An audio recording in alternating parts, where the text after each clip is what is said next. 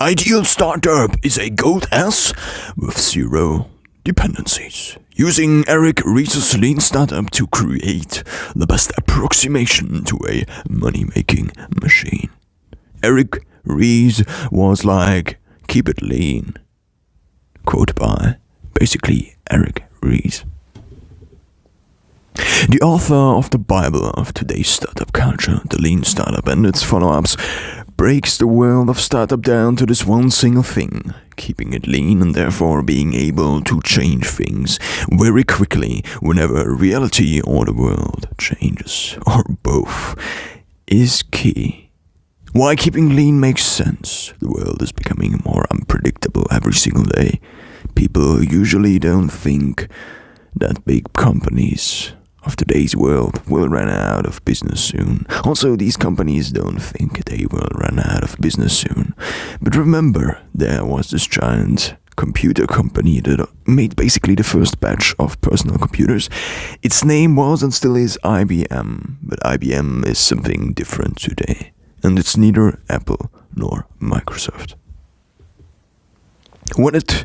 When companies get too big, they lose, at least to some extent, the ability to adapt to reality very quickly. And adapting to reality, and therefore also the market, is something that becomes more and more important in a time when things worldwide get more complex every single day. Why is this the case?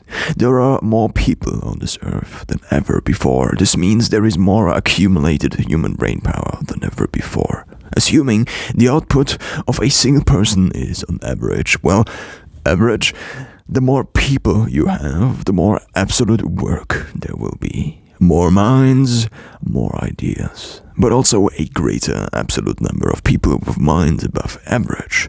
This is kind of tricky because actually there aren't more people with above average minds these days if we use these days population as the denominator for our equation, or rather not equation but proportion. Relation. The IQ, for example, isn't an absolute standard, but a relative one. Always related to the average, meaning an IQ of 120 is simply something above average, but only up to the point where an IQ of 120 is still above average. Because if it was the average, then you would need an IQ significantly higher than the absolute 120 from before. This means, nevertheless, that the more people there are, the higher the likelihood of people with exceptional minds. At least, if we look at it in terms of historical comparisons. Historical comparisons somehow create an absolute standard for the brain's processing power.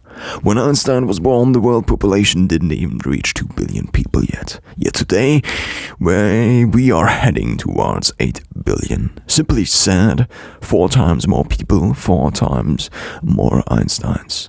Therefore, and due to many other variables, human civilization is advancing way faster than ever before, and this process is still accelerating with every unit of time we move forward. The internet has made it possible for the last few decades to share information worldwide more efficiently than ever before, basically linking all those minds better than ever before. Creating a giant connected human intelligence, assisted more and more by the tools this intelligence or human civilization has developed and is still developing. The financial market is a pretty good example when it comes to all these interdependencies and the sheer unpredictability of today's world. Basically, no one can really predict it, and the same is true for our climate. We simply haven't reached a point where our models are good enough to predict reality up to the threshold where they become useful. At least when it comes to climate change. At least when it comes to complicated and complex issues like the world's temperature. But enough about human intelligence. There are also events no model will ever be able to predict because they simply didn't occur before. These events are called black swan events, a phrase coined by Nassim Taleb, the author of The Black Swan, the impact of the highly improbable. Applied to starting a company, the more dependencies you have, or there are, the higher the chance of these dependencies preventing the startup or later company from adapting to this ever-changing environment, and therefore losing the ability to meet the needs of their customers and either going out of business or focusing on something else, like IBM, but nevertheless losing their original position and market share. Now, what would be the leanest startup there could be? One key factor slowing down the process of adaptation is probably the simple fact people just don't have the ability to adapt very quickly. A salesman on average will simply not be able to have the skills of a software engineer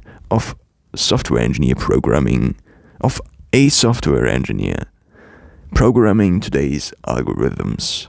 You of course can change the people you employ or switch out, but this process is also very slow.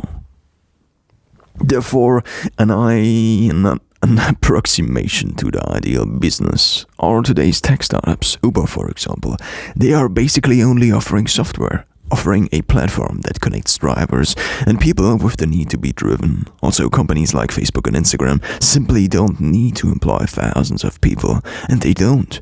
And they also will do everything not to, outsourcing work like content moderation already, and automating it as soon as possible.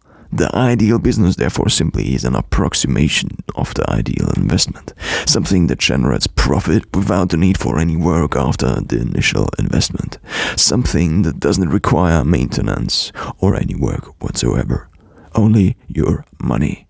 Just like the Goldust in the Brother Grimm's fairy tale of the wishing table, the Goldust and the cudgel in the sack, but owning and maintaining a donkey, of course, still isn't the ideal investment. Simply owning something that generates money, therefore is. But most people simply don't own enough cash flow producing assets to cover their cash flow. Therefore, investing their current money and time is often a good way to pursue this end goal, creating something that creates money.